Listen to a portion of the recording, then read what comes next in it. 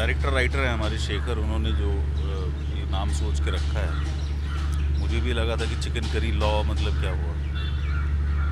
तो उसका ये सोचना है कि किस तरह से कुछ पावरफुल लोग अपने हिसाब से कानून को तोड़ मरोड़ लेते हैं।